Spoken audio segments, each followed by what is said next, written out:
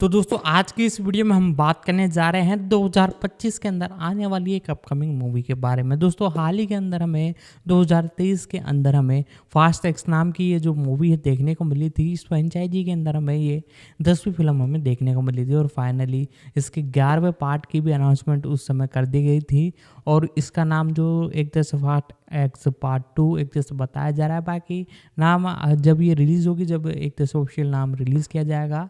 बाकी दोस्तों ये फास्ट एक्स 11 भी आप इसे बोल सकते हो। तो आज इसी मूवी के बारे में जितनी भी अपडेट निकल कर आई है, जितनी कुछ जानकारी हमारे पास है, आपको सारी कुछ बताने की कोशिश करेंगे। आप भी हमारा पूरा सपोर्ट कीजिएगा, चैनल को सब्सक्राइब कर लीजिएगा, बेल आइकन दबाकर से ऑल पर सेट कर लीजिएगा ताकि हमारे जितने भी अपकमिंग वीडियोज हैं उन सभी का नोटिफिकेशन आप तक पहुँचता रहे और ज़्यादा से ज़्यादा हो सके तो इस वीडियो को शेयर करने की कोशिश कीजिएगा। तो दोस्तों आज की इस वीडियो में इतना ही, मिलते हैं अगले वीडियो में। अमेरिकी एक्शन फिल्म है जो लुइस लेटेरियर द्वारा निर्देशित, जिसकी पटकथा डैन मेजो और जस्टिन लिन ने लिखी है। दोनों ने जैक डीन के साथ कहानी भी लिखी है। यह F9 2021 की अगली कड़ी, 10वीं मुख्य किस्त और फास्ट एंड फ्यूरियस फ्रेंचाइजी में कुल मिलाकर 11वीं किस्त है। इसमें डोमिनिक टोरेटो के रूप में विन डीजल के साथ साथ Michelle Rodriguez, Tyrese Gibson, Chris Ludacris Bridges, John Cena, Nathalie Emmanuel, Jordana Brewster, Sung Kang, Scott Eastwood, Daniel Melchior, Alan Ritchson, Helen Mirren, Brie Larson शामिल हैं। Rita Moreno, Jason Statham, Jason Momoa और Charlize Theron. Film में Toretto को अपने परिवार को दांते Reyes Momoa से बचाना है, जो अपने पिता की मौत और अपने परिवार की संपत्ति के नुकसान का बदला लेना चाहता है। 2014 से 10वीं फिल्म की योजना और अक्टूबर 2020 से 2 भाग के समापन की योजना के साथ लिन को मुख्य कलाकारों के साथ निर्देशन में लौटने की पुष्टि की गई। फिल्म का आधिकारिक शीर्षक तब सामने आया जब अप्रैल 2022 में मुख्य फोटोग्राफी शुरू हुई। लिन ने रचनात्मक मतभेदों का हवाला देते हुए उस महीने के अंत में निर्देशक के रूप में छोड़ दिया, हालांकि उन्होंने लेखन और निर्माण क्रेडिट बरकरार रखा। एक सप्ताह बाद लेटेरियर को उनके प्रतिस्थापन के रूप में काम पर रखा गया और उन्होंने पटकथा में कई गैर क्रेडिट पुनर्लेखन किए। बे समय तक फ्रेंचाइजी संगीतकार ब्रायन टायलर फिल्म को स्कोर करने के लिए लौट आए। $340 मिलियन के अनुमानित उत्पादन बजट के साथ फास्ट एक्स अब तक बनी 8वीं सबसे महंगी फिल्म है। फिल्मांकन उस अगस्त तक चला जो लंदन, रोम, ट्यूरिन, अन्य इतालवी शहरों, लिस्बन और लॉस एंजल्स में हुआ। फास्ट एक्स का प्रीमियर 12 मई 2023 को रोम में हुआ और यूनिवर्सल पिक्चर्स द्वारा 19 मई को संयुक्त राज्य अमेरिका में रिलीज किया गया। फिल्म को आलोचकों से मिश्रित समीक्षाएं मिली, जिसमें इसके एक्शन दृश्यों और मोमोआ के प्रदर्शन की प्रशंसा की गई, लेकिन लेखन की आलोचना की गई। इसने दुनिया भर में $714 मिलियन की कमाई की, जो 2023 की 5वीं सबसे ज्यादा कमाई करने वाली फिल्म बन गई। कथित तौर पर अंतिम मुख्य किस्त के रूप में काम करने वाला एक सीक्वल विकास में है और 4 अप्रैल 2025 को रिलीज होने वाला है। कथानक: एजेंसी ने डोमिनिक टोरेटो और उनकी टीम से रोम में पारगमन के दौरान एक कंप्यूटर चिप चुराने का अनुरोध किया है। डोम और उनकी पत्नी लेटी ऑर्टिज अपने बेटे ब्रायन लिटिल बी मार्कोस के साथ पीछे रहते हैं, जबकि बाकी टीम, जिसमें रोमन पियर्स, तेज पाकर, हान ल्यू और रैमसे शामिल हैं, रोम की यात्रा करते हैं। एक घायल सिफर आधी रात को डोम के घर पहुंचता है और उसे और लेटी को सूचित करता है कि ड्रग माफिया हर्नान रेयस के बेटे डांटे रेयस ने उसके दल को उसके खिलाफ कर दिया है और अपने पिता की मौत का बदला लेने के लिए डोम को निशाना बनाने के लिए उनका इस्तेमाल कर रहा है। 10 साल पहले उनके परिवार की संपत्ति का नुकसान।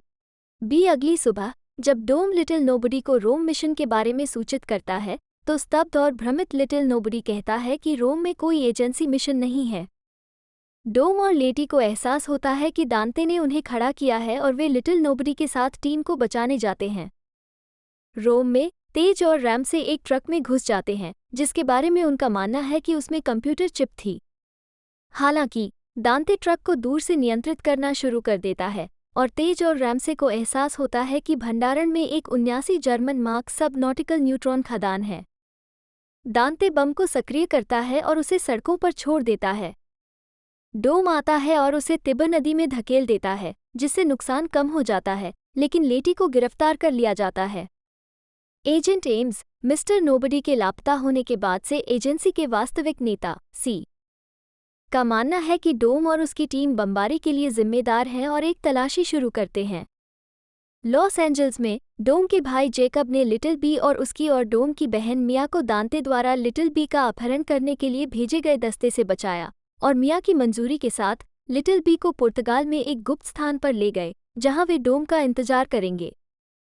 मिस्टर नोबडी की बेटी टेस टीम की बेगुनाही से आश्वस्त है और नेपल्स में डोम को खोजने के लिए गॉड्स आईडी का उपयोग करती है और उसे सूचित करती है कि दांते रियो डी जनेरियो में है। वहां डोम दांते से भिड़ता है और लिटिल बी की दिवंगत मां एलेना की बहन इसाबेल नेव्स से मिलता है। बाद में डोम ने इसाबेल और उसके सहयोगी डियोगो के साथ दांते को एक दौड़ के लिए चुनौती दी। हालांकि डियोगो को मारने और इसाबेल को घायल करने में दांते जीत जाता है। टेस ब्लैक साइट पर लेटी से मिलने जाती है और उसे गुप्त रूप से घायल करके जेल के उपचार केंद्र में भेजती है जहां लेटी की मुलाकात सिफर से होती है। उन्हें पता चलता है कि ब्लैक साइट अंटार्कटिका में स्थित है और उन्हें भागने के लिए मिलकर काम करना होगा। दन में डोम की टीम अपने और डेकार्ट के बीच झगड़े के बाद हान को समझाने के लिए मदद के लिए डेकार्ट शो के पास जाती है। डोम को रियो में एम्स ने पकड़ लिया लेकिन उन दोनों को दांते ने उसी पुल पर रोक लिया जहां डोम ने अपने पिता की हत्या की थी। टेस को स्नाइपर द्वारा गोली मार दी जाती है और दांते टेस से भगवान की नज़र चुरा लेता है। दांते से लड़ने के लिए एम्स डोम के साथ सेना में शामिल हो जाता है। दांते पुर्तगाल में लिटिल बी का पता लगाता है और उसका अपहरण कर लेता है।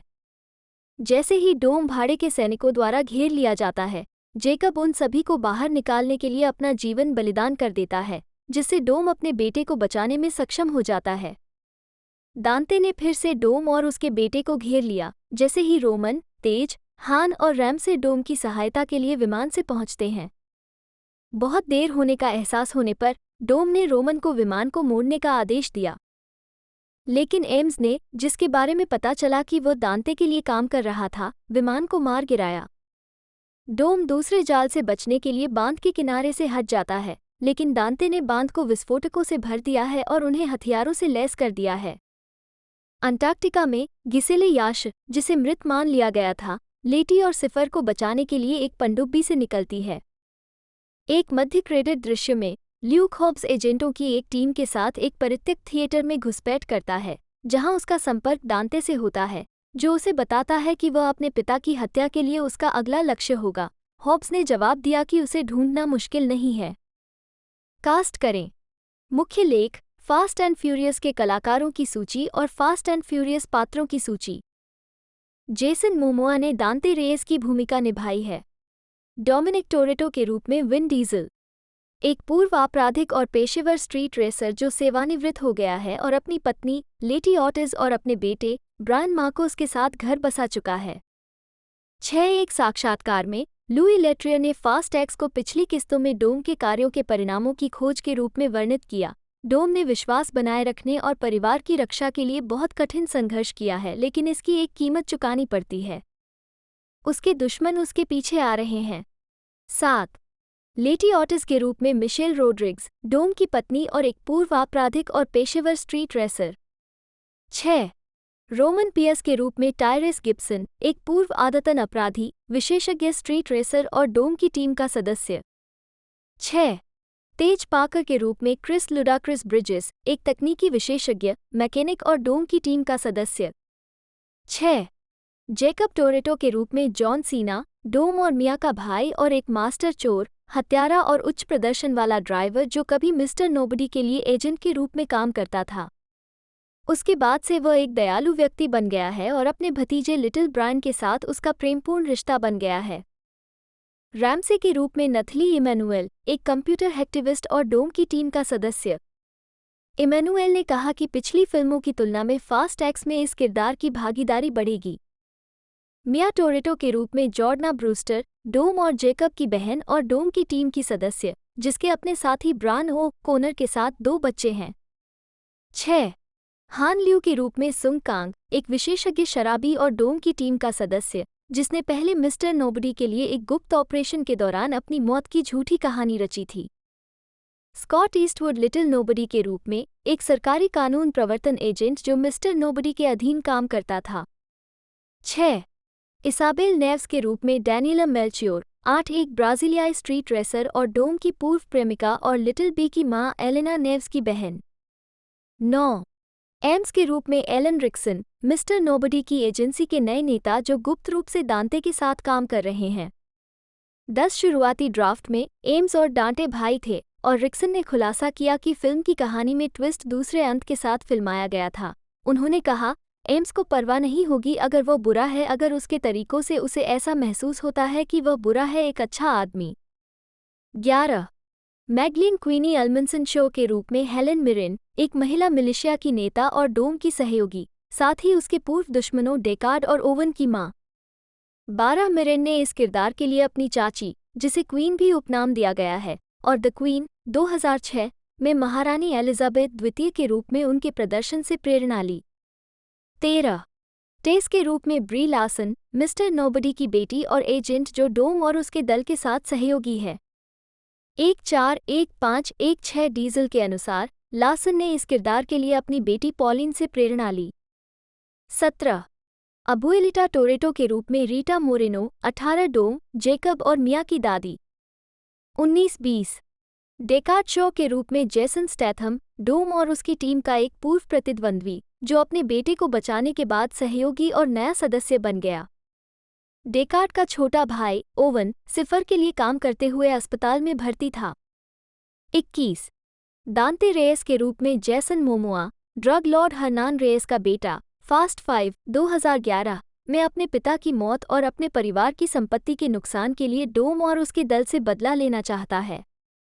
22-23 मोमोआ ने चरित्र को डोम की फोइल के रूप में वर्णित किया। 24 कहा कि दांते बहुत परपीड़क और उभयलिंगी है और वो थोड़ा मोर जैसा है, उसके पास बहुत सारे मुद्दे हैं, उसके पास निश्चित रूप से कुछ डैडी मुद्दे हैं। 25 मोमोआ ने दांते का किरदार निभाते समय एक कम मर्दाना किरदार निभाते हुए टाइप के खिलाफ खेलने की इच्छा व्यक्त की। 26 और उन्होंने फिल्म के लिए अपने स्टंट खुद किए। 27 सिफर के रूप में चार्लिस थेरोन, एक आपराधिक मास्टरमाइंड और साइबर आतंकवादी जो पहले डोम की टीम का दुश्मन था। 28 लेटेरियर ने सिफर को शैतान के रूप में वर्णित किया और दांते के साथ अपने संबंधों पर बात करते हुए लेटेरियर ने कहा, वे बुरी खबरें हैं लेकिन एक दूसरे की तुलना में अधिक डरा हुआ है, एक दूसरे की तुलना में बुरी खबर है। 7-29 गैल गैडोट और ड्वेन जॉनसन ने क्रमशः अंतिम दृश्य और मध्य क्रेडिट दृश्य के दौरान गिसेले याशर और ल्यूक हॉब्स के रूप में फ्रेंचाइजी से अपनी भूमिकाओं को दोहराया। 30-31-32 जोआकिम डी अल्मडा ने फास्ट 5 में एक क्रूर ड्रग माफिया और डांटे के पिता हर्नान रेयस की भूमिका को दोहराया है, जबकि लियो एबेलो पेरी ने डोम के बेटे ब्रायन लिटिल बी मार्कोस की भूमिका निभाई है। 33 लुइस दा सिल्वा ने फास्ट 5 में ब्राजीलियाई स्ट्रीट रेसर डियोगो की अपनी भूमिका को दोहराया है, जो डोम और उसके दल के साथ सहयोग कर रता है। 34 रियो डी जनरियो में एक रेस स्टार्टर के रूप में ब्राजीलियाई गायक लुडमिला कैमियो प्रस्तुतियां दे रहे हैं। 35 रैमसे के दोस्त बॉवी के रूप में पीट डेविडसन। 36 जेकब की मदद करने वाली फ्लाइट अटेंडेंट के रूप में पॉल वॉकर की बेटी मीडो। 37 और डेबी रयान और जोश डन स्वयं के रूप में श्रेय दिया गया, एक हवाई अड्डे पर एक जोड़ी के रूप में। 38 उत्पादन विकास जस्टिन लिन, जिन्होंने फ्रेंचाइजी में 5 फिल्मों का निर्देशन किया, मूल रूप से फास्ट एक्स के निर्देशक के रूप में लौटे। नवंबर 2014 में यूनिवर्सल पिक्चर्स की अध्यक्ष डोना लैंगली ने कहा कि फ्यूरियस 7 2015 के बाद फास्ट एंड फ्यूरियस फ्रेंचाइजी में कम से कम 3 और फिल्में होंगी। 39 अप्रैल 2017 में निर्माता नील एच. मोरिट्स ने कहा कि 10वीं प्रविष्टि फ्रेंचाइजी के लिए समापन के रूप में काम करेगी, जिसमें क्रिस मॉर्गन पटकथा लेखक के रूप में जुड़े होंगे। 40 अक्टूबर 2017 में जस्टिन लिन ने श्रृंखला में 4 फिल्मों का निर्देशन करने के बाद 9वीं और 10वीं किस्तों को निर्देशित करने के लिए बातचीत शुरू की। 41 फरवरी 2020 में विन डीजल ने संकेत दिया कि फिल्म को 2 भागों में विभाजित किया जा सकता है। 42 जिसकी पुष्टि उन्होंने अप्रैल 2021 की एक प्रेस कॉन्फ्रेंस में की, जिसमें कहा गया, कवर करने के लिए बहुत सारी जमीन है और कई स्थानों पर इतनी सारी जगहें हैं कि हम 2 भाग के समापन के निर्णय के पीछे तर्क के रूप में जाना होगा। 43 निर्माण से पहले डीजल ने घोषणा की कि फिल्मांकन इटली में होगा। मुझसे पूछा गया था, क्या कभी कोई फास्ट होगा जहां आप इटली में फिल्मांकन कर सकते हैं? और मैंने वादा किया हम करेंगे। 44 हालांकि मॉर्गन अंततः पटकथा लेखक के रूप में नहीं लौटे, लेकिन ये पुष्टि हो गई कि वो Joseph M. Caracciolo Junior, David Cain, Amanda Lewis और मार्क बॉम्बैक के साथ फिल्म में कार्यकारी निर्माता के रूप में काम करेंगे। 45 अप्रैल 2022 तक लिन और डैन माजो द्वारा एक नया पटकथा मसौदा लिखा गया था। 5 जून 2022 को टायरिस गिब्सन ने घोषणा की कि फास्ट एक्स फ्रेंचाइजी को अपनी जड़ों की ओर वापस जाता हुआ देखेगा। रिपोर्टों से संकेत मिलता है कि यह पिछली प्रविष्टियों के स्ट्रीट रेसिंग तत्वों की वापसी है। 47 हालांकि फिल्म का विवरण साझा किया गया है, F9 के समान ही टोरेटो परिवार के इतिहास का भी पता लगाना जारी रखेगा। 48 लेटेरियर ने बाद में खुलासा किया कि फिल्म पारिवारिक जिम्मेदारियों में वृद्धि पर केंद्रित है। उन्होंने कहा, डोम हमेशा एक अकेला भेड़िया था। वो एक समय में 1/4 मील रह रहा था, लेकिन अब खतरे वास्तविक हैं। वो एक इंसान के लिए जिम्मेदार है होने के नाते एक निर्दोष जीवन वो दुनिया में लाया। 29 गिब्सन ने इस फ्रेंचाइजी की दक्षिण अफ्रीका में फिल्म बनाने की इच्छा भी व्यक्त की और कहा, मेरे और लूडा के मन में हमेशा यह विचार था कि अब हमारे लिए दक्षिण अफ्रीका जाने का समय आ गया है। इस फ्रेंचाइजी में रियल एस्टेट की ज़रूरत है क्योंकि इसमें समुद्र के साथ एक सुंदर क्षितिज है। ये फास्ट एंड फ्यूरियस पैकेज है। 49 लुडाक्रिस ने बाद में कहा कि उनका पसंदीदा फ्रेंचाइजी फिल्मांकन स्थान उनका गृह शहर अटलांटा, जॉर्जिया था। 50 और खुलासा किया कि उन्होंने 2 फास्ट 2 फ्यूरियस 2003 में अपनी प्रारंभिक उपस्थिति के बाद फ्रेंचाइजी में लौटने की उम्मीद नहीं की थी। 51 कॉमिक बुक के साथ अगस्त 2022 के एक साक्षात्कार के दौरान नथली इमैनुएल ने कहा, इस फिल्म में अधिक व्यक्तिगत स्तर पर दांव ऊंचे हैं, जो पिछली किश्तों की तुलना में अधिक जमीनी दृष्टिकोण का संकेत देता है। 52 दांते के चरित्र को विकसित करने में लेट रिया ने खुलासा किया कि वे डोम विरोधी बनाना चाहते थे। उन्होंने कहा, दांते डोम के यिन का यांग है, जो उनके मसीह का विरोधी है, और दांते को देना चाहते थे। दांते की मूल कहानी में डोम की भूमिका के साथ स्पष्ट प्रेरणा। ये देखते हुए दांते और डोम के साथ मजबूत संबंध है और यही एक अद्भुत खलनायक बनाता है, क्योंकि आप समझते हैं कि वे ऐसे क्यों बने और उनकी प्रेरणाएं। 29 लेटेरियर ने लासन के चरित्र को पात्रों की पीढ़ीगत विरासत से प्रभावित बताते हुए कहा, फ्रेंचाइज में हर किसी का डोम और उनके जीवन पर अपने स्वयं के प्रभाव पर एक अलग दृष्टिकोण है, और वह इसी तरह है ठीक से फिट हो जाना। 29 फिल्म के फास्ट 5 2011 के रीटकॉन के बारे में बताते हुए लेटेरियर ने कहा कि यह न्याय की कीमत का पता लगाने के लिए था। ये कहते हुए, हमने रशोमोन 8 5वीं फिल्म को रेस की आंखों के माध्यम से अनुभव करने के लिए डोम के साथ और ब्रांड चोर। हम चाहते थे दर्शकों को फ्रेंचाइज में उनके द्वारा अनुभव की गई हर चीज़ पर पुनर्विचार करने के लिए मार्गदर्शन करें, क्योंकि एक अच्छे प्रतिद्वंद्वी का अपना सच होता है, नायक से अलग। 29 लेटेरियर ने प्रत्येक पिछली किस्त में फिल्म के स्पर्शों का उल्लेख करते हुए कहा, डोम के कार्यों का स्नोबॉल गति पकड़ चुका है और एक हिमस्खलन बन गया है, और कहा कि फ्रेंचाइजी में उनकी पसंदीदा फिल्म फास्ट 5 है। 29 लेटेरियर ने बाद में खुलासा किया कि सेट पर अपनी शुरुआती यात्रा के दौरान उन्होंने पूरी पटकथा के कई अप्रकाशित पुनर्लेखन किए। उन्होंने बताया कि फिल्म पर काम करने के पहले 4 दिनों में उन्हें नींद की कमी थी। 53 फिल्म के प्रारंभिक प्रचार के दौरान लेटेरियर ने कहा कि फास्ट एक्स परिवार के संभावित विघटन का पता लगाता है। उन्होंने कहा, लोगों को पक्ष लेने की आवश्यकता होगी और गठबंधन बनाने की आवश्यकता होगी जो कि युद्ध की तैयारी से जुड़ा होगा पात्रों के बीच, ये कहते हुए कि कुछ जबरदस्त हताहत होंगे। 54 बाद में उन्होंने पुष्टि की कि फिल्म एक कठिन मोड़ पर समाप्त होगी। 55 और आगे पात्रों की मृत्यु का संकेत देते हुए कहा, इस फ्रेंचाइज के अंत की सुंदरता यह है कि यह समझना कि ये पात्र हमेशा के लिए जीवित नहीं रहेंगे। केवल में पश्चिमी लोग काउबॉय को सूर्यास्त में सरपट दौड़ाते हैं। यह अलग है, दांव पहले से भी अधिक है। 56 इसकी पुष्टि मिशेल रोड रिग्स ने की, जिन्होंने अंत में प्रशंसकों की प्रतिक्रिया पर विचार करते हुए कहा, आप एक तरह से बहुत ठगा हुआ महसूस करने वाले हैं, लेकिन फिर जो आने वाला है उसके बारे में बहुत संतुष्ट और उत्साहित हैं। 23 वर्षों के बाद फिल्में बनाना इस स्तर पर मुझे चौंकाना वास्तव में कठिन है, और उन्होंने मुझे अच्छा कर दिया। 57 उन्होंने dungeon and dragons honour among thieves 2023 के लिए कोलाइडर के साथ एक प्रमोशनल इंटरव्यू में इसे दोहराया और कहा कि फास्ट एक्स का अंत लोगों को वास्तव में आश्चर्यचकित कर देगा और हम जा रहे हैं इस पर अपना मुंह खोलने जा रहे हैं। अंत। थिएटर में मैं ऐसा कह रहा था, हे भगवान, हमने क्या किया है। 58। कोलाइडर के साथ एक साक्षात्कार में यूनिवर्सल पिक्चर्स के निर्माता केली मैककॉमिक ने कहा कि COVID-19 के प्रभाव और हमारे हस्तक्षेप करने वाले प्रोजेक्ट्स जैसे फास्ट एक्स और इसके सीक्वल के उत्पादन शेड्यूल के कारण fast and furious presents Hobbs and के सीक्वल को विकसित करने में देरी हुई। शॉ 2019। 59 ट्यूरिन में फिल्मांकन के लिए फिल्म आयोग टोरिनो पिमोटे स्थानीय अधिकारियों और शहर के पार्षदों को शहर की प्रमुख घटनाओं, सड़कों और परिवहन के समन्वय के लिए संस्कृति विभाग के साथ मिलकर सितंबर 2021 से जनवरी 2022 तक 5 महीने की योजना कार्यक्रम आयोजित करने की आवश्यकता थी। सार्वजनिक और फिल्मांकन आवश्यकताओं के आसपास सुरक्षा। इस तरह की योजना में ड्रोन की ओवरफ्लाइट का प्रबंधन और सेट के प्रबंधन और सुरक्षा के लिए आवश्यक परिसंचरण पर सीमाएं शामिल थीं। 60 वाहन। फास्ट एक्स इलेक्ट्रिक कारों को प्रदर्शित करने वाली श्रृंखला की पहली फिल्म है, जिसमें लीक हुई सेट तस्वीरों में 2024 डॉज चार्जर डेटोना SRT बंशी कॉन्सेप्ट और गलविंग डेलोरियन अल्फा 5 शामिल हैं।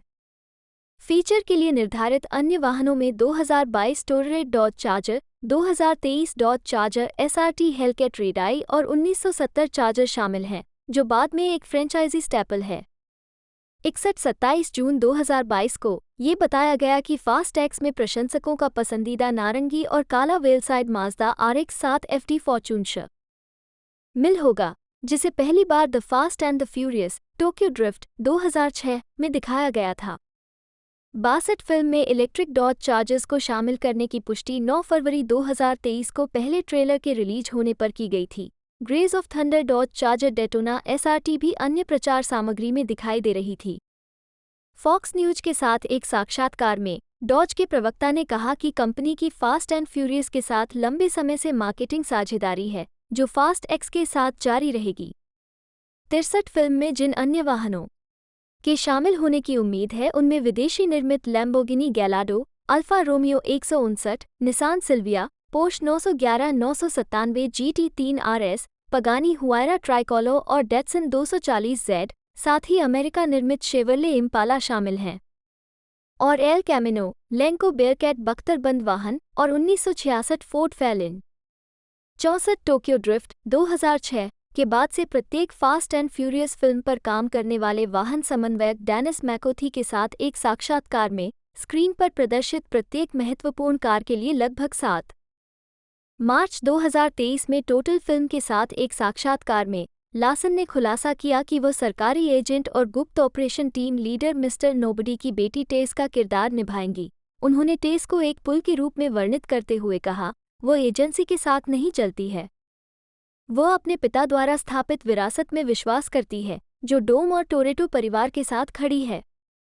76 मोमोआ को शामिल करने के बारे में बताते हुए निर्देशक लुइस लेट्रियर ने कहा कि दांते एक अविश्वसनीय नया चरित्र है। यह 1000% मोमोआ है। 77 जबकि मिशेल रोड्रिग्स ने कहा कि दांते दुर्भावनापूर्ण है, लेकिन वो चंचल हो सकता है। यह एक ताज़ा ऊर्जा की तरह है। उसके बारे में कुछ आकर्षक है। 78 बाद में उन्होंने दांते को फ्रेंचाइज के इतिहास में सर्वश्रेष्ठ पुरुष खलनायक करार दिया और उन्हें मुस्कुराहट के साथ बदला लेने वाला बताया। 79 कास्ट किए जाने के बाद सेट पर डीजल और लिन के बीच संघर्ष की खबरों के कारण मोमोआ शुरू में फिल्म की स्थितियों को लेकर आशंकित थे। 80 और उन्होंने कहा कि उन्होंने विपरीत प्रकार की भूमिका निभाने के लिए स्वीकार किया है। 81 मई में रीटा मोरेनो को डोम, जेकब और मिया की दादी अबुएलिटा के रूप में चुना गया था। 19 लेटेरियर ने उन्हें मार्गदर्शक प्रकाश, जिसका डोम अनुसरण कर रहा है, के रूप में शामिल करने का वर्णन किया और कहा, अबुएलिटा उनकी है अंतरात्मा, वो उन लोगों में से एक है जो उसे ज़मीन से जोड़े रखती है। जब आपकी दादी, जिसे आपने वर्षों से नहीं देखा है, आपको एक संदेश देती है जो आपके जीवन के दूसरे भाग के लिए मार्गदर्शक बन जाती है, तो आप सुने। 29 कोलाइडर के साथ फरवरी 2023 में एक साक्षात्कार में मोरेनो का पोते ने कहा कि उन्होंने वेस्ट साइड स्टोरी 2021 के प्रीमियर में डीजल से मुलाकात के बाद फास्ट एक्स में उन्हें शामिल करने की वकालत की, जिसमें मोरेनो ने अभिनय किया था। 82 23 दिसंबर 2022 को ये पता चला कि गैल गैडोट, जिन्होंने पिछली 3 किश्तों में गिसेले याश की भूमिका निभाई थी, ने फास्ट एक्स के लिए एक दृश्य फिल्माया था। सोशल मीडिया रिपोर्टों के अनुसार वो 3 दिन पहले प्रदर्शित फिल्म के 2 संस्करणों में से एक में दिखाई दी। उनकी वापसी की प्रकृति के बारे में अधिक जानकारी अज्ञात है। 83 गैडोट की संभावित वापसी को प्रशंसकों और आलोचकों द्वारा मिश्रित स्वागत मिला। कुछ लोगों ने स्टार पावर को भुनाने के लिए मृत पात्रों को पुनर्जीवित करने के फ्रेंचाइजी के इतिहास की आलोचना की। इसे अप्रभावी प्रशंसक सेवा करार दिया, जो पिछली किस्तों और फ्रेंचाइजी की कहानी पर नकारात्मक प्रभाव डालती है। 8-4, 8-5, 8-6 अन्य लोग गैडोट की संभावित वापसी के बारे में सकारात्मक थे। उन्होंने फ्रेंचाइज के सबसे लोकप्रिय पात्रों में से एक की उनके चित्रण का हवाला दिया। 87 फरवरी 2023 में कॉमिक बुक के साथ एक साक्षात्कार में सुंग कांग ने गैडोट के चरित्र को फास्ट एक्स में पुनर्जीवित करने से इनकार कर दिया। 88 जैसे ही अंतिम कलाकार तैयार हुए, ये बहस छिड़ गई कि यह फिल्म के लिए कहानी की समस्या पैदा कर सकती है। स्क्रीन रंट के लिए लिखते हुए रयान नॉर्थरूप ने कहा, इतने बड़े कलाकारों के साथ यह अनिश्चित है कि फास्ट एक्स हर चरित्र को संतोषजनक तरीके से परोस पाएगा या नहीं। कई नए और लौटने वाले पात्रों के साथ हर आर्क उतना अच्छा नहीं हो सकता है बाहर निकाला गया, और यदि नए पात्रों को अधिक स्क्रीन समय या विकास नहीं दिया गया तो यह निराशा होगी। इसे सुधारने के लिए अंतिम समय तक हो सकता है। 89 एक महीने बाद द हॉलीवुड रिपोर्टर के एक लीक हुए ईमेल से पता चला कि कुछ क्रू मुख्य फोटोग्राफी के बाद एक बटन या टैग, एक मध्य या पोस्ट क्रेडिट दृश्य को फिल्माने के लिए लौटे थे, जिसमें एक अतिथि कैमियो दिखाया जाएगा। 90 गैडोट और जॉनसन ने अंततः कैमियो भूमिकाओं में अपनी भूमिकाएं दोहराईं। 30 रोड्रिग्स और डीजल ने बाद में कहा कि गैडोट की वापसी की योजना पिछली किस्तों के लिए बनाई गई थी। जहां तक अप्रयुक्त कैमियो को फिल्माने की बात है, डीजल ने तर्क दिया कि गैडोट को फास्ट एक्स में शामिल करने का निर्णय इसलिए लिया गया क्योंकि यह फिल्म के लिए उपयुक्त था। उन्होंने ये भी कहा, टैग करना मुश्किल है क्योंकि आप महान प्रतिभा चाहते हैं, लेकिन साथ ही आपको अपने दर्शकों की भावनात्मक स्थिति को बनाए रखने के लिए बहुत सावधान रहना होगा। 91 कई अभिनेताओं के बारे में बताया गया था कि वे फास्ट एक्स में पिछली फिल्मों की अपनी भूमिकाएं दोहरा रहे हैं, लेकिन उन्होंने ऐसा नहीं किया, जिनमें बडी के रूप में माइकल रूकर, 92 लेसा के रूप में कार्डी बी, 93 रिको के रूप में डॉन उमर शामिल हैं। सैंटोस और टैगो का लडेरोन क्रमशः टैगो लियो के रूप में। 94 9 फरवरी 2023 को फिल्म के ट्रेलर की रिलीज के बाद लेटेरियर ने संकेत दिया कि पिछली फिल्मों से पॉल वॉकर की विशेषता वाले अभिलेखीय फुटेज का उपयोग फास्ट एक्स में किया जा सकता है। उन्होंने कहा, ब्रान इस फ्रेंचाइजी में बहुत जीवंत है। ये फिल्म वापस आती है अतीत और वर्तमान के बीच और आगे। आप ब्रान को अतीत में देखेंगे, आप ब्रान को वर्तमान में नहीं देखेंगे। उनका परिवार इस फ्रेंचाइज का हिस्सा है। यह सही क्षण, सही स्वर होना चाहिए यदि ब्रान को फ्रेंचाइजी में फिर से प्रवेश करना होगा। ये होना चाहिए बिल्कुल वैसा ही जैसा कि उसने छोड़ा था। 95 वॉकर को शामिल किए जाने के बारे में रोड्रिग्स ने कहा, उनके परिवार से किसी प्रकार के आशीर्वाद के बिना फिल्में बनाना वास्तव में कठिन है क्योंकि यह सब कुछ है। उनके उस तरह के प्यार के बिना हम खो जाएंगे। उन्होंने वॉकर को अपनी भावनात्मक श्रद्धांजलि का हवाला देते हुए ये भी खुलासा किया कि फ्यूरियस 7 2015 फ्रेंचाइजी में उनकी पसंदीदा फिल्म है। 96 डीजल ने इसी तरह मार्च 2023 में टोटल फिल्म के साथ एक साक्षात्कार में फिल्म में वॉकर के संभावित समावेशन पर टिप्पणी करते हुए कहा, यूनिवर्सल ने ब्रायन ओ कोनर को जीवित रखने के लिए एक साहसिक, नेक और साहसी निर्णय लिया। मैं कल्पना नहीं कर सका ये गाथा वास्तव में ब्रायन को अलविदा कहे बिना समाप्त हो गई। 56 फिल्मांकन मुख्य फोटोग्राफी 21 अप्रैल 2022 को शुरू हुई, जिसमें फिल्म का शीर्षक सामने आया और Michelle Rodriguez, Tyrese Gibson, Chris Ludacris Bridges, Jordana Brewster, Nathalie Emmanuel, Sung Kang और चार्लिस थैरोन ने अपनी भूमिकाओं को फिर से करने की पुष्टि की। 6-28 डीजल के अनुसार पहले के ड्राफ्ट में ब्रूस्टर के चरित्र को शामिल नहीं किया गया था, जिसे उन्होंने पलट दिया। फास्ट एक्स का उत्पादन बजट शुरू में मई 2022 में $300 मिलियन बताया गया था, जिसे नवंबर में संशोधित कर $340 मिलियन कर दिया गया था। कथित तौर पर कलाकारों को उनकी भागीदारी के लिए $100 मिलियन का भुगतान किया गया था, 97 जिसमें डीजल के लिए $20 मिलियन भी शामिल थे। 98 बढ़ते बजट की अन्य लागतों, जो कर प्रोत्साहन ऑफसेट में कारक हैं, में वैश्विक मुद्रास्फीति के कारण उत्पादन लागत में वृद्धि और COVID-19 सुरक्षा प्रोटोकॉल द्वारा अनिवार्य महामारी परीक्षण आवश्यकताओं के लिए शुल्क शामिल हैं। 99 राडार को रिपोर्ट करने वाले अनाम स्रोतों के अनुसार, डीजल कथित तौर पर बढ़े हुए बजट और फास्ट टैक्स में रचनात्मक निर्णयों से तनावग्रस्त था। सूत रो ने लिखा है कि डीजल को यूनिवर्सल द्वारा एक साथ सबसे बड़ा सितारा उनके पास और उनका सबसे बड़ा सिरदर्द माना जाता है, और यह कि डीजल किसी को ये भूलने नहीं देता है कि कैसे फास्ट एंड फ्यूरियस फ्रेंचाइजी पूरी तरह से महत्वपूर्ण है फिल्म उद्योग। 100 फिल्मांकन शुरू होने के एक सप्ताह बाद रचनात्मक मतभेदों के कारण लिन ने निर्देशक के रूप में फिल्म छोड़ दी, जिससे प्राथमिक उत्पादन रुक गया। हालांकि लिन एक निर्माता के रूप में बोर्ड पर बने रहे। 101 बाद की रिपोर्टों में आरोप लगाया गया कि लिन की सेट पर डीजल से झड़प हो गई, जो कथित तौर पर खराब स्थिति में था, अक्सर देर से आता था और अपनी पंक्तियां याद नहीं रखता था। 102 लिन अपनी पटकथा को दोबारा लिखे जाने के साथ साथ फिल्मांकन के स्थान बदलने और फिल्म के खलनायकों में से एक को अभी तक कास्ट न किए जाने से भी परेशान थे। 97 कथित तौर पर डीजल के साथ असहमति इस हद तक बढ़ गई कि लिन को चिल्लाना पड़ा, ये फिल्म मेरे मानसिक स्वास्थ्य के लायक नहीं है। 103 लिन ने कथित तौर पर अपने प्रस्थान के समय $10-20 मिलियन का भुगतान रोक दिया था।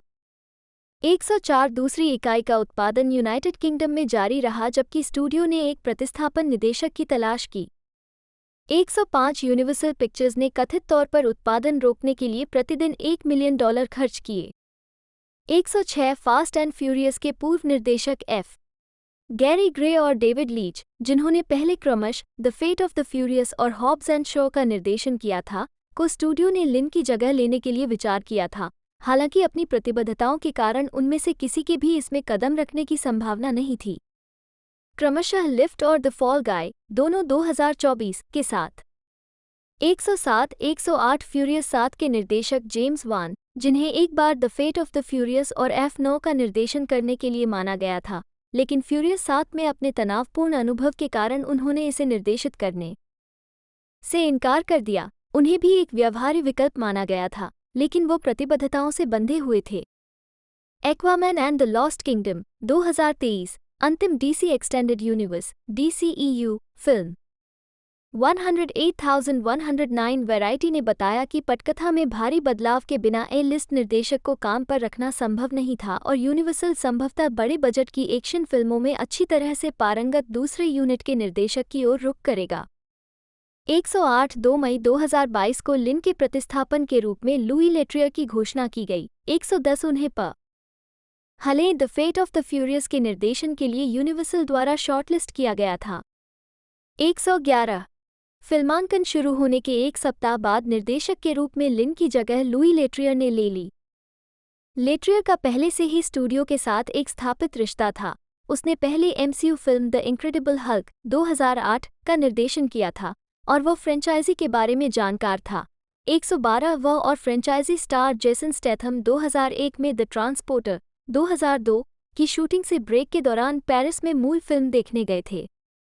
113 शेड्यूलिंग और अनुबंध संबंधी विचारों की पुष्टि होने के बाद लेट्रियर लंदन में फिल्मांकन में शामिल हो गए। 114,115 बाद में उन्होंने खुलासा किया कि उन्होंने शुरू में फिल्म को निर्देशित करने के प्रस्ताव को अस्वीकार कर दिया था, इसे बड़ा कार्य बताया था।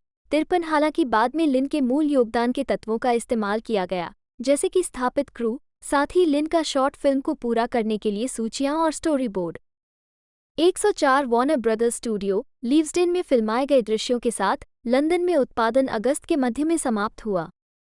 116 रोड्रिग्स ने बाद में खुलासा किया कि उनके और थैरॉन के बीच एक लड़ाई का दृश्य बिना किसी प्रमुख निर्देशक के शूट किया गया था, जबकि लेटेरियर के साथ स्टूडियो की बातचीत चल रही थी।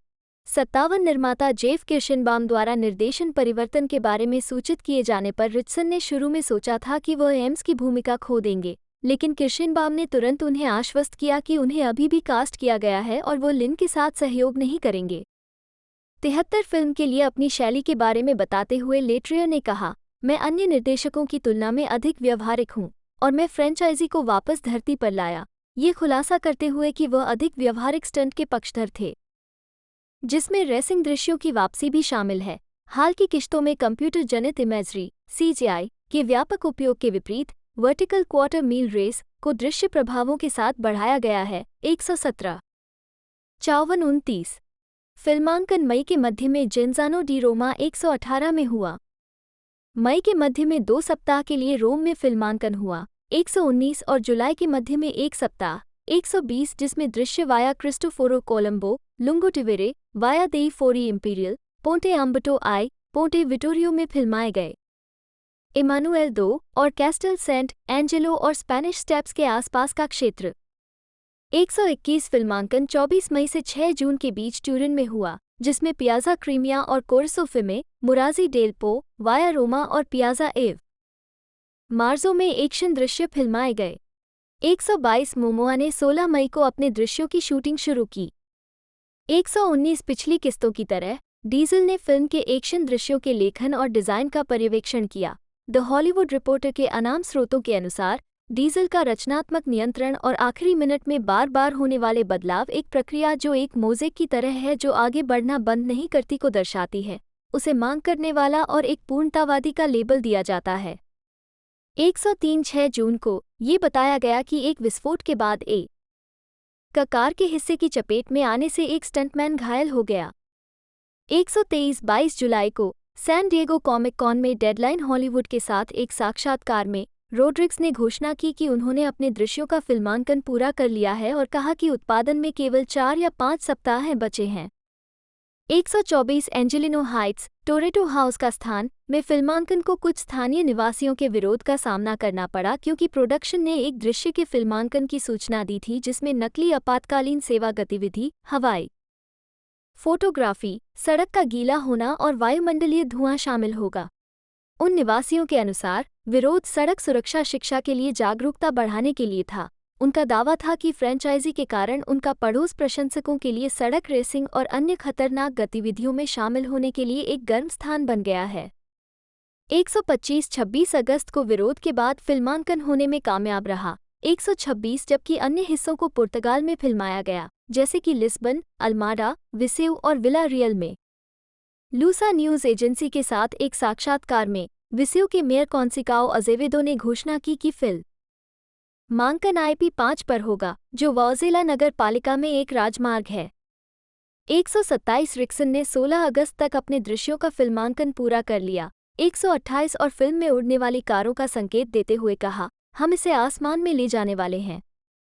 129 फिल्मांकन के दौरान सगेसे प्रोडक्शंस, पुर्तगाल में फास्ट एक्स के उत्पादन की देखरेख करने वाली कंपनी की निर्माता सोफिया नोरिन्हा ने कहा कि फिल्म द्वारा देश में क्रूर आर्थिक निवेश किया जाएगा। मौसम, कर छूट के माध्यम से सामर्थ्य और उत्पादन के लचीलेपन पर प्रकाश डालते हुए नोरिन्हा ने तर्क दिया कि देश में किया गया निवेश फिल्म से कर प्रोत्साहन से लगभग 2 गुना है। निर्माता देश को हमेशा लाभ होता है। 127 ट्यूरिन में फिल्मांकन के दौरान इसकी प्रतिध्वनि हुई, जिसमें बताया गया कि 2 सप्ताह के शेड्यूल ने स्थानीय अर्थव्यवस्था के लिए €3.8 मिलियन उत्पन्न किए, जो मुख्य रूप से स्थान किराया, आतिथ्य, तकनीकी कर्मचारियों और स्थानीय कार्यबल रोजगार, सुरक्षा और स्वच्छता से संबंधित खर्चों से आया था, और भंडारण और उतराई। ये भी बताया गया कि फिल्म नियमित रूप से लगभग 400 लोगों, तुलनीय फिल्मों के लिए औसत से 5 गुना अधिक की मंडली लाती थी और अक्सर स्थानों के शोध और कामकाजी फिल्मांकन योजना को अंतिम रूप देने के लिए सैकड़ों स्थानीय पेशेवरों के साथ सहयोग करती थी। 122 एक बयान में फिल्म आयोग टोरिनो पिमोटे के अध्यक्ष बीट्राइस बोर्गिया ने कहा, स्टर एक्स फिल्म निर्माण में ट्यूरिन और पीडमोंट द्वारा प्राप्त की गई महत्वपूर्ण भूमिका की पुष्टि है। हमने साबित कर दिया है कि जटिल मेज़बानी के लिए आवश्यक सभी चीज़ें हैं: प्रोडक्शंस, कुशल पेशेवर, सहायक संस्थान और अद्भुत स्थान। 122 पोस्ट प्रोडक्शन, डायलन हाईस्मिथ और केली मात्सुमोतो दोनों F9 पर 3 सह संपादकों में से 2 थे, संपादक के रूप में लौट आए। F9 के लिए ऐसा करने के बाद पीटर चियांग उत्पादन के लिए दृश्य प्रभाव पर्यवेक्षक के रूप में लौटते हैं। DNEG और इंडस्ट्रियल लाइट एंड मैजिक के साथ दृश्य प्रभाव विक्रेता लौटते हैं। जुलाई 2022 में द हॉलीवुड रिपोर्टर के साथ एक साक्षात्कार में मिशेल रोड्रिग्स ने लेट्रिया और उनकी मुख्य रूप से फ्रेंच भाषी रचनात्मक टीम को शामिल करने की प्रशंसा की, इसे फ्रांसीसी अधिग्रहण दोस्त करार दिया। उन्होंने कहा कि लेटेरियर प्यार की इस सारी ऊर्जा के साथ से फ्रेंचाइजी के एक वास्तविक प्रशंसक के साथ आया था जो वास्तव में इसे उन जगहों पर ले जाना चाहता है जहां ये पहले नहीं गया था। यह आपको याद दिलाता है कि कैसे सुंदर और जादुई फिल्म निर्माण है। 130 कई हवाई दृश्यों को प्रथम व्यक्ति दृश्य FPV ड्रोन के साथ जॉनी शेयर द्वारा संचालित एक संलग्न वॉपकैम के साथ फिल्माया गया था। फिल्मांकन तकनीकों के समान जो माइकल बे की एम्बुलेंस 2022 में एक्शन दृश्यों के लिए उपयोग की गई थी। शेयर ने पहले रॉसन मार्शल थर्बर के रेड नोटिस 2021 में ड्रोन के नेतृत्व वाले फिल्मांकन का पर्यवेक्षण किया था। 131 फिल्म निर्माताओं ने यूनिवर्सल के अभिलेखीय विभाग के माध्यम से फास्ट 5 के पहले से मौजूद और अप्रयुक्त फुटेज पर शोध किया क्योंकि फिल्म में वैकल्पिक टेक और विभिन्न कोणों के लिए दैनिक समाचार थे। इस तरह के फुटेज को फास्ट एक्स के फ्लैशबैक में परिवर्तन प्रदान करने, मोशन कंट्रोल फोटोग्राफी और CGI का उपयोग करके पात्रों को एकीकृत करने के लिए संकलित किया गया था। 132 मार्च 2023 में लेखन क्रेडिट को अंतिम रूप दिया गया। मेजो और लिन को पटकथा क्रेडिट प्राप्त हुआ और दोनों ने जैक डीन के साथ कहानी क्रेडिट साझा किया। 133 मई 2023 में फ्रेंचाइजी में लौटने से उनके प्रारंभिक इनकार के बावजूद ये घोषणा की गई कि ड्वेन जॉनसन फिल्म के मध्य क्रेडिट दृश्य में ल्यूक हॉब्स के रूप में दिखाई देंगे। 32 संगीत मुख्य लेख fast x sound track. Film के साउंड ट्रैक के लिए पहला एकल लेट्स राइड 10 फरवरी 2023 को रिलीज किया गया था, जिसे YG, टाई डोला साइन और लंबो 4OA द्वारा प्रदर्शित किया गया था। साउंड ट्रैक में hip hop, pop, reggaeton, electronic rock और लयबद्ध लैटिन ट्रैक हैं। फिल्म का दूसरा गाना Won't Back Down, Young Boy Never Broke Again, Bailey Zimmerman और डमोट कैनेडी द्वारा प्रस्तुत किया गया, 4 मई को जारी किया गया था। फिल्म का साउंड ट्रैक 19 मई को आर्टिस्ट पार्टनर ग्रुप द्वारा जारी किया गया था। 134 मार्च 2023 में पोस्ट प्रोडक्शन के दौरान ब्रायन टायलर को फिल्म की स्कोर की रचना करने के लिए वापस लाया गया था। इससे पहले उन्होंने तीसरी किस्त the Fast and the Furious Tokyo Drift 2006 से शुरू होने वाली फिल्म फ्रेंचाइजी के कुछ हिस्से को स्कोर किया था।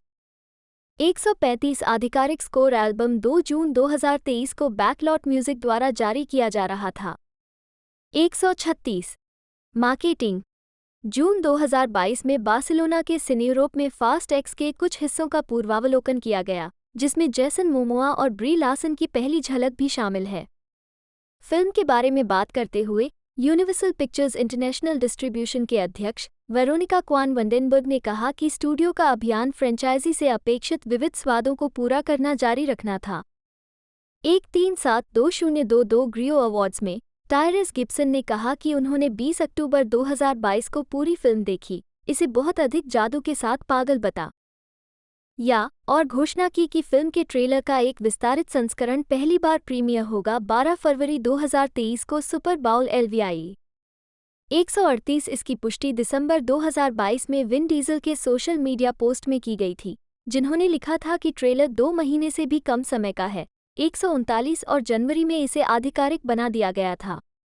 2023 पोस्ट 140 कोलाइडर की जनवरी 2023 की रिपोर्ट में ये पुष्टि की गई थी कि पहला ट्रेलर 10 फरवरी 2023 को दुनिया भर में प्रदर्शित होगा।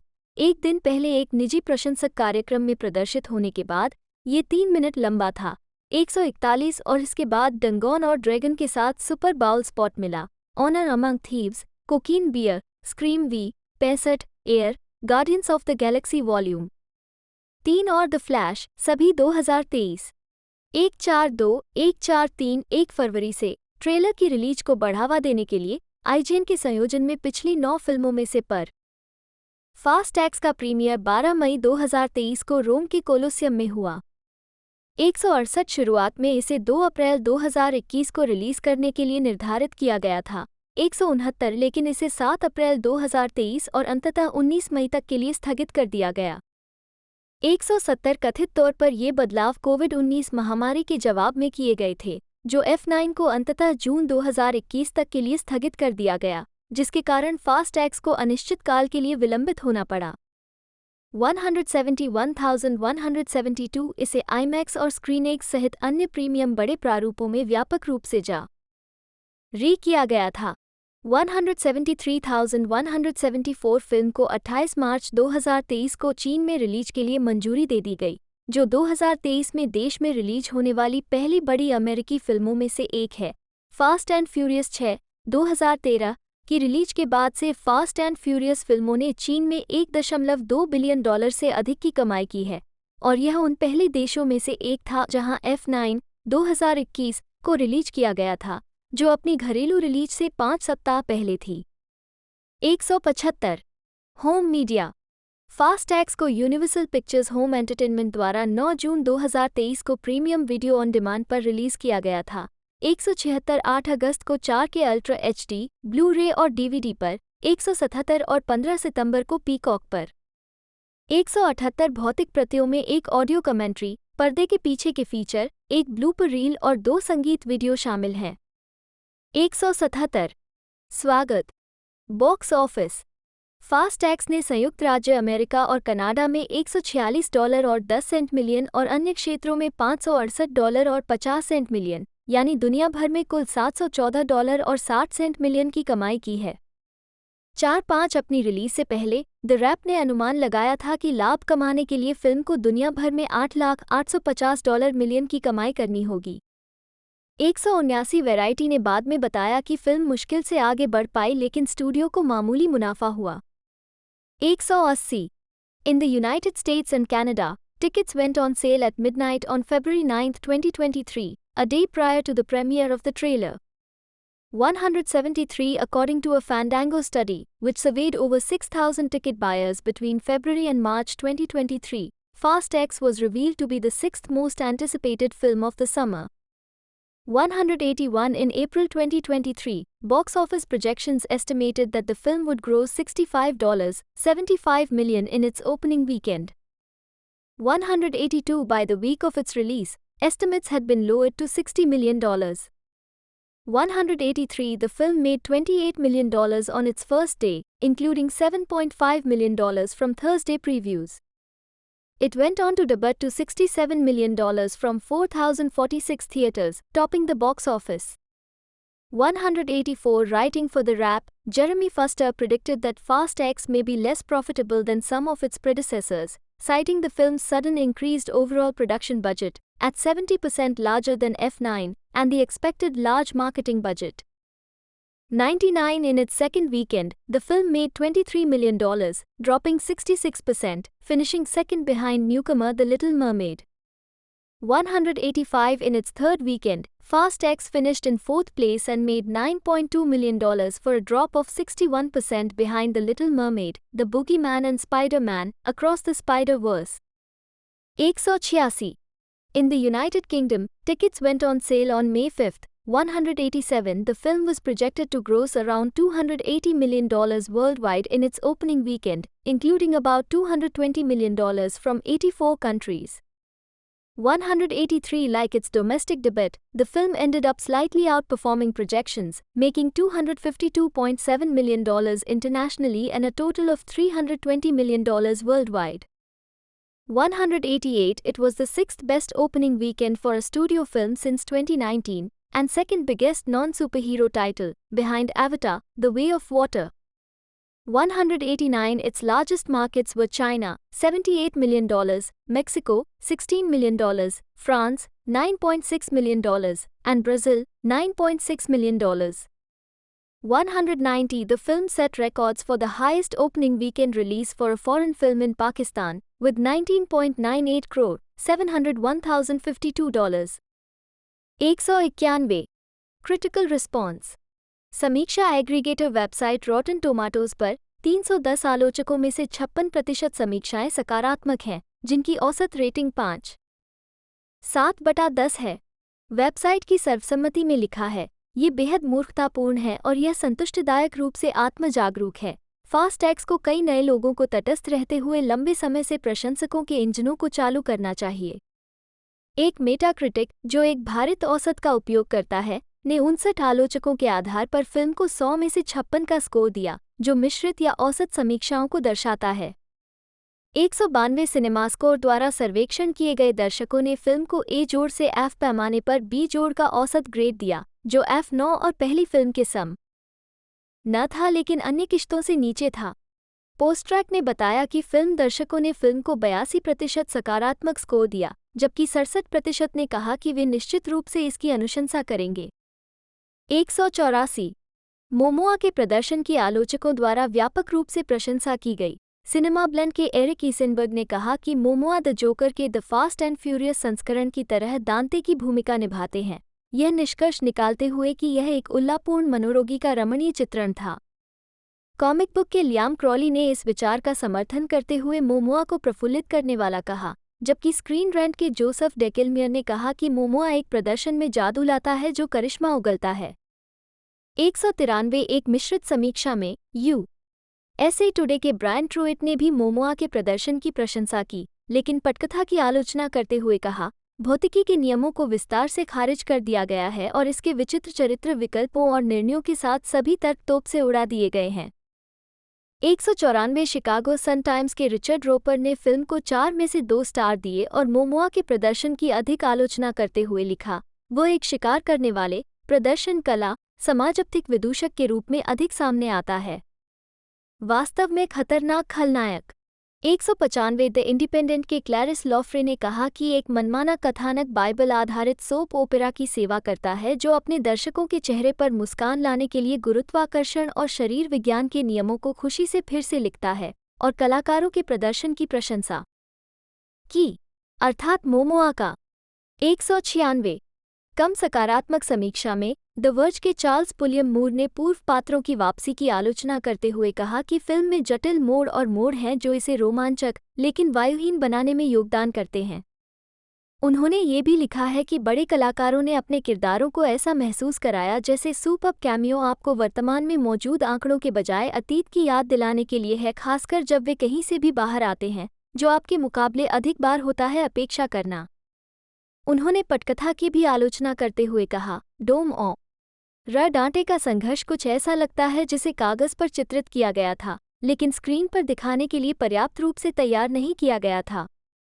197 डैन ऑफ गीक के डॉनकी ने भी इसे दोहराया, जिन्होंने सहायक कलाकारों के लिए चरित्र की कमी और कथानक में दांव की कमी पर अफसोस जताया। हालांकि उन्होंने सीना के प्रदर्शन की प्रशंसा करते हुए लिखा, वो अपनी हास्य शक्तियों के अनुसार खेलते हैं और अपने सरासर करिश्मे से आगे बढ़ता है।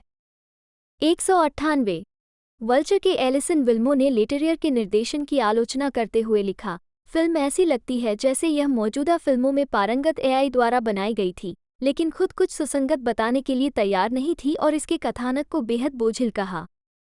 उन्होंने इसके कलाकारों की फूला हुआ होने और इसके संवाद की प्रचार उद्देश्यों के लिए संदर्भ के बिना क्लिपिंग और उपयोग किए जाने के लिए इंजीनियर के रूप में आलोचना की और निष्कर्ष निकाला कि फास्ट एक्स को देखना सिर पर चोट लगने जैसा लगता है।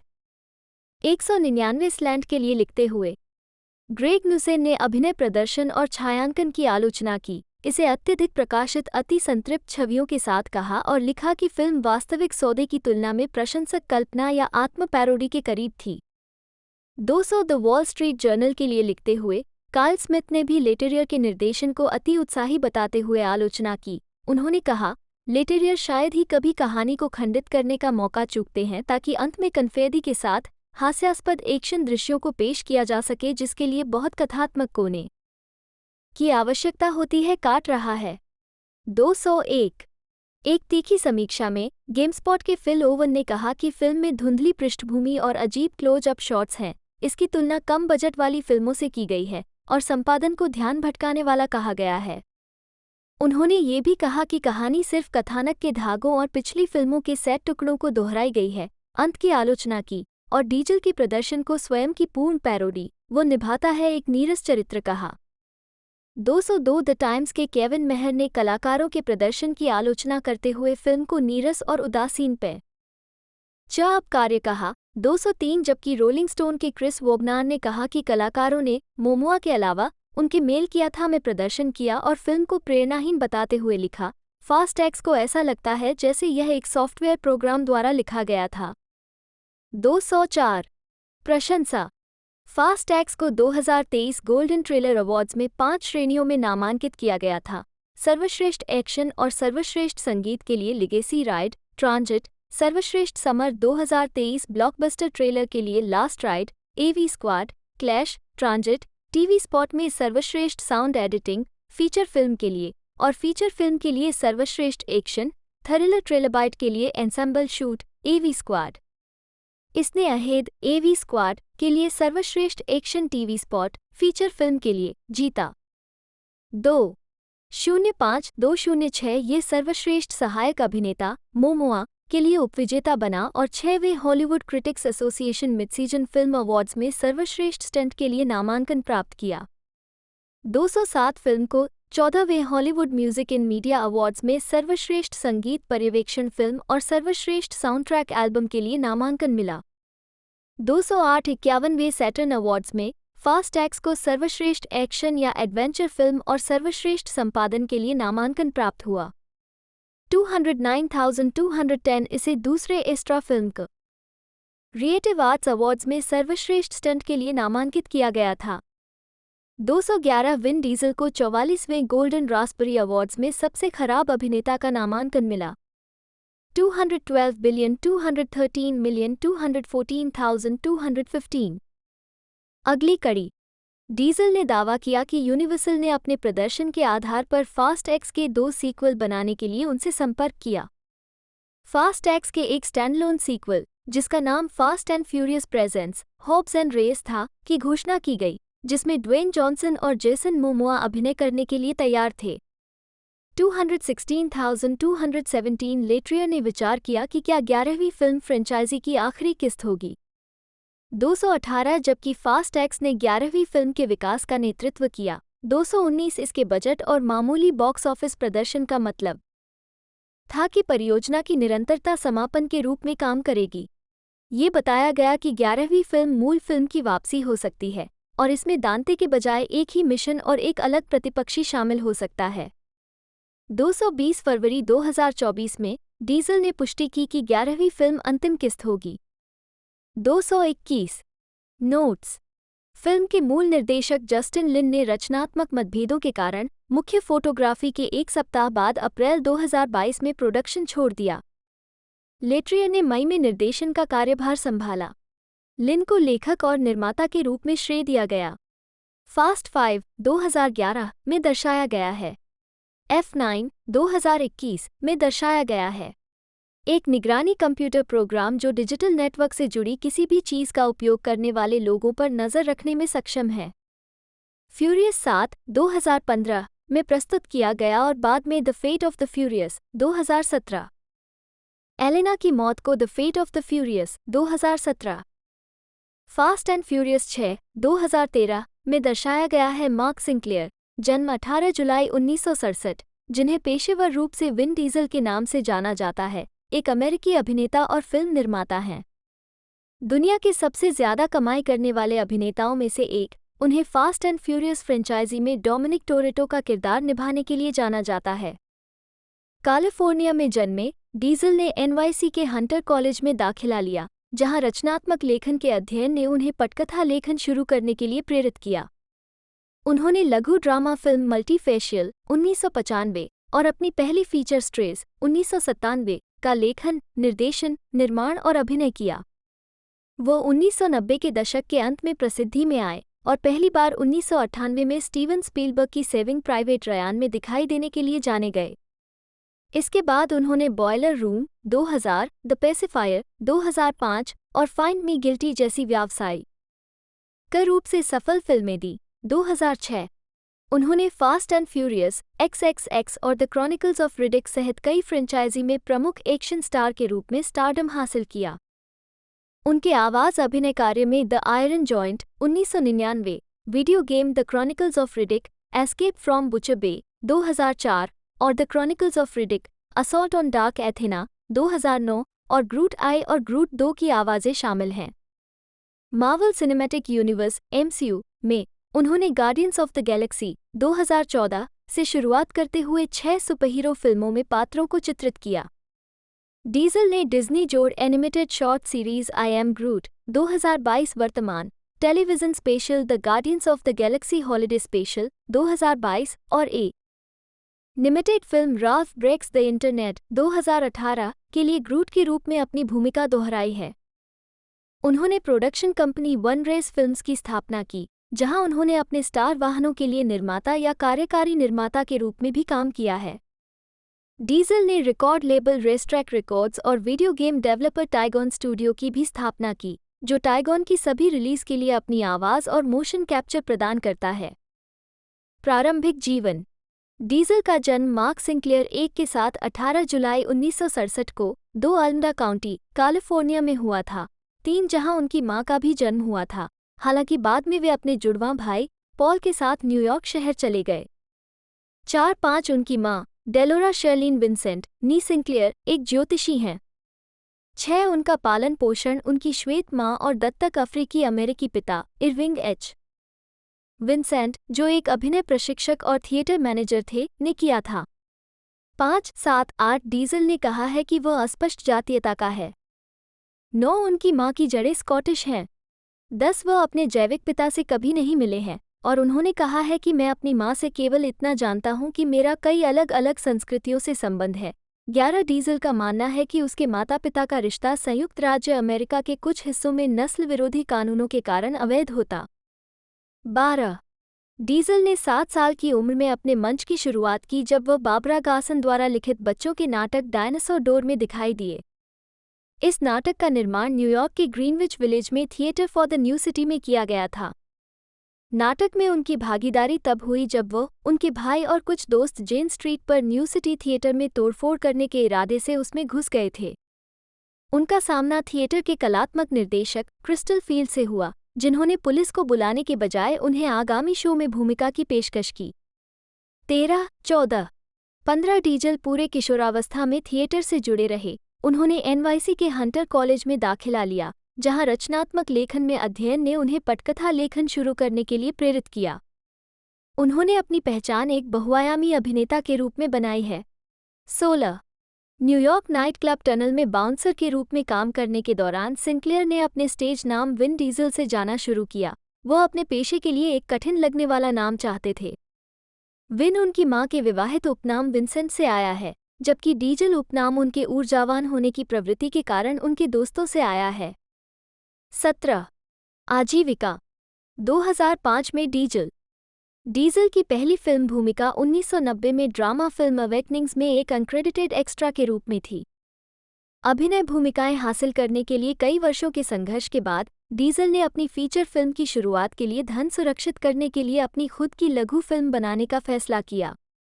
1994 में उन्होंने लघु नाटक फिल्म मल्टीफेशियल का लेखन, निर्देशन, निर्माण और अभिनय किया। यह एक आत्मकथात्मक फिल्म है जो ऑडिशन प्रक्रिया में फंसे एक संघर्षरत बहुजातीय अभिनेता की कहानी है। फिल्म को 1995 के कांस फेस्टिवल में स्क्रीनिंग के लिए चुना गया था। अभिनय के साथ साथ विन डीजल ने बाउंसर और लाइट बल्ब बेचने वाले टेलीमार्केटर के रूप में काम करके खुद का समर्थन किया। 18 1997 में डीजल ने अपनी पहली फीचर लेंथ फिल्म स्ट्रेस, एक शहरी ड्रामा बनाने के लिए धन जुटाया, जिसमें उन्होंने एक गैंग लीडर की भूमिका निभाई, जिसका एक महिला के प्रति प्यार उसे अपने तरीके बदलने की कोशिश करने के लिए प्रेरित करता है। डीजल द्वारा लिखित, निर्देशित और निर्मित इस फिल्म को 1997 के सनडांस फेस्टिवल में प्रतियोगिता के लिए चुना गया था, जिसके कारण इसे एक श्रृंखला में बदलने के लिए एमटीवी के साथ सौदा हुआ जो कभी सफल नहीं हुआ। निर्देशक स्टीवन स्पीलबर्ग ने मल्टीफेशियल 19 में डीजल को देखने के बाद उन पर ध्यान दिया और उन्हें अपनी 1998 की ऑस्कर विजेता युद्ध फिल्म 7 प्राइवेट रयान में एक सैनिक की छोटी सी भूमिका में ले लिया। ये डीजल की पहली प्रमुख हॉलीवुड फिल्म भूमिका थी। 1999 में उन्होंने animated film the Iron joint में शीर्षक चरित्र की आवाज दी। 2000 में डीजल की ड्रामा थ्रिलर बॉयलर रूम में सहायक भूमिका थी, जहां वो जियोवानी रिबसी और बेन एफ्लेक के साथ दिखाई दिए। उस वर्ष के अंत में उन्हें science fiction film pitch black में एंटी हीरो रिडिक के रूप में सफलता मिली। डीजल ने street racing action film the Fast and the furious 2001 में डोमिनिक टोरेटो के किरदार और एक्शन थ्रिलर XXX 2002 में जेंडर केज के किरदार से एक्शन हीरो स्टारडम हासिल किया। उन्होंने सीक्वल 2 फास्ट 2 फ्यूरियस 2003 और XXX state of the union 2005 में अपनी भूमिकाओं को दोबारा करने का मौका ठुकरा दिया। 21 इसके बजाय उन्होंने द क्रॉनिकल्स ऑफ रिडिक 2004 में रिडिक के रूप में अपनी भूमिका को दोबारा करने का फैसला किया, जो बड़े बजट को देखते हुए बॉक्स ऑफिस पर असफल रही। 22 उन्होंने 2 स्पिन ऑफ वीडियो गेम और anime film the Chronicles of Riddick dark fury में भी चरित्र को आवाज दी। दोस्तों बात की जाए इसके पिछले पार्ट की मूवी की रिलीजिंग डेट के बारे में, तो 12 मई 2023 को इसे कैलियंस के अंदर रिलीज किया गया था और वर्ल्ड वाइड इसे 19 मई 2023 को यूनाइटेड स्टेट के साथ इंडिया में भी लॉन्च कर दिया गया था। टोटल मूवी की लेंथ 141 मिनट हमें देखने को मिली थी और साथ ही साथ ये यूनाइटेड स्टेट में बनाया गया था और यूनिवर्स पिक्चर द्वारा इसे डिस्ट्रीब्यूट किया गया था। तो इंडिया के अंदर ये हिंदी में हमें देखने को मिल रही है। साथ ही साथ इसी के साथ इसके बजट के बारे में बात की जाए तो 340 मिलियन का इसका बजट था। बहुत ही भारी भरकम 340 मिलियन डॉलर्स का इसका बजट था। उसने जो कलेक्शन दिया तकरीबन 700 मिलियन प्लस में इसने कलेक्शन दिया, जो कि बहुत ही बढ़िया था। अपने बजट से तकरीबन दोगुना, इसी वजह से इसके मेकर्स ने इसके अगले पार्ट की अनाउंसमेंट कर दी थी। बाकी इसी के साथ आप इसे जियो सिनेमा पर फ्री ऑफ कॉस्ट देख पाओगे। साथ ही साथ प्राइम वीडियो पर आप इसे 119 रुपये पे कर और G5 पर आप इसे 99 रुपये पे कर देख सकते हो। बाकी यूट्यूब और प्ले मूवीज़ पर 180 रुपये का चार्ज आप देकर इसे प्ले कर सकते हो। बाकी जियो सिनेमा आपके पास है तो सब्सक्रिप्शन उसका, तो आप बिंदास इसे देख पाओगे। तो आज की इस वीडियो में इतना ही दोस्तों, मिलते हैं अगले वीडियो में।